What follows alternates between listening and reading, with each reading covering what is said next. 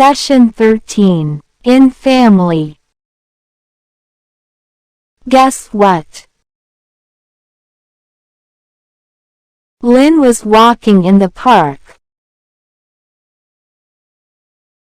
when she saw a big bin.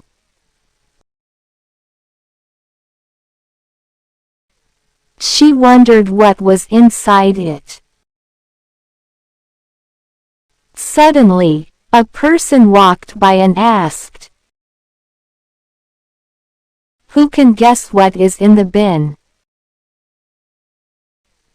Lynn thought for a moment and said, "Is it full of tin?" The person smiled and said, "Yes, you were right. The bin has tin cans in it. You win." Lynn was excited and asked, "What did I win?" The person replied, "You won all the tin in the bin." Lynn was surprised and happy. She took the tin cans home and decided to use them to make a craft project.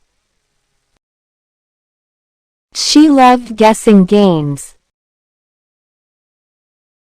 and was happy that she guessed correctly. Now answer these questions. You can answer these questions in the comment box below.